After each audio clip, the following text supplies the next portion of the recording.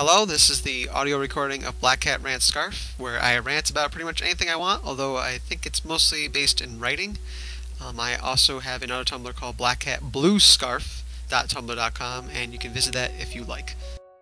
This rant was written on December 10th, 2011, and the topic is about attitudes and patience in gaming.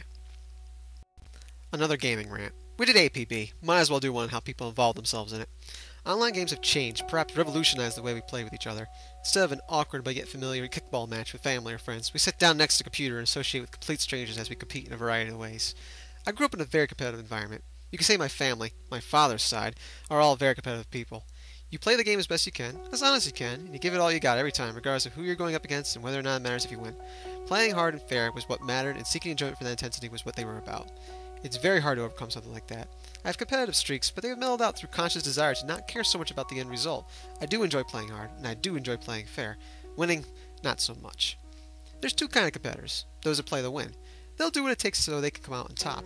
Whether it's unfair means or just getting better, the ones that want to win are very aggressive to achieving the goal.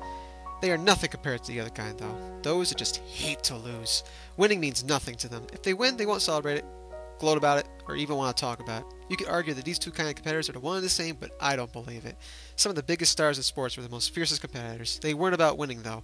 They were about losing, not losing. I'm in the second boat.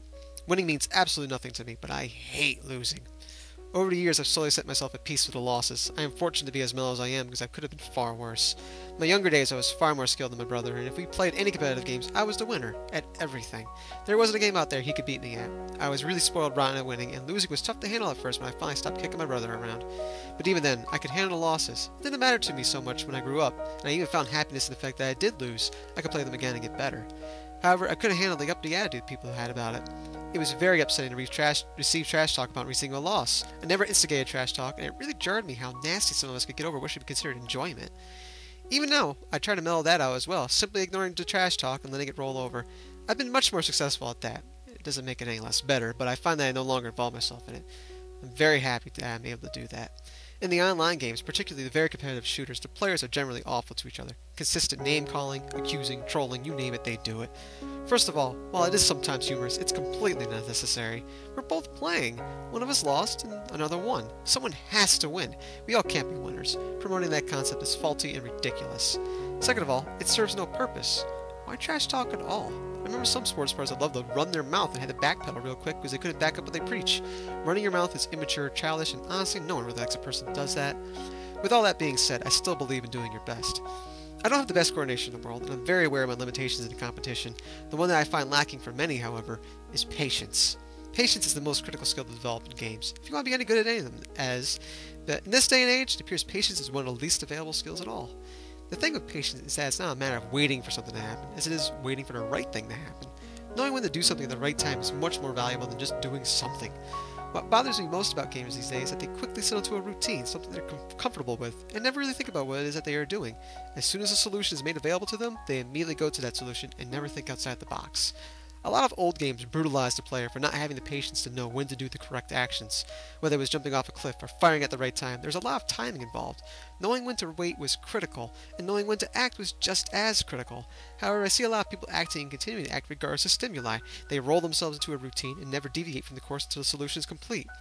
Particularly in team-based games, patience is of utmost importance. If a basketball player goes on ahead alone without waiting for his team, he'll be quickly stripped of the ball and then they're down 2 points. You wait for your team and work with them to overcome the challenge, not rush on ahead, expecting them to keep up with your rapid pace. I don't understand what is so hard about waiting. What is it about video games that brings out our impatient, impulsive side? What's more is that developers are now creating games that cater to that impulsive, I don't have time to figure out what I need to do mindset. EgoRaptor did a fantastic review of Mega Man X, a game that relies on the player using a small set of basic abilities to overcome various challenges, and how it taught the player in the game without having to point it out to us as though we are retards. Watch it. Love it. Game design these days is flawed when it comes to teaching us how to play. Nothing ever comes naturally anymore. Instead, we're force-fed the rules and how it's supposed to work, expecting us to adhere to those rules instead of feeding them into the game and the gradual inclusion of various things you can do. Nintendo's biggest draw is their ability to do this in their games. All of their big titles are always about having the level design slowly teach the player and basing the challenges on the abilities of the character. It was up to you to recognize these situations and react to them with a proper response, often in creative ways. You never had to rush through these challenges, for the most part. Some were timed, but they were timed so that if you just did the challenge methodically, you could overcome it. Why is it that people are in such a hurry to accomplish the goal? Why do they forsake their own team in order to rush to the goal without considering the fact that they will lose? Why do we disregard team play and teamwork as an appreciable skill? In many shooters, people claim how good they are one-on-one, and that anyone who relies on teammates is getting carried. To that, I say screw you! I don't give a crap about how good someone is individually when it comes down to a team game. If a team works well together, they will easily destroy a guy who says he could beat all one-on-one. That's not what those games are about. That is my rant. Thank you for listening, and have a good day.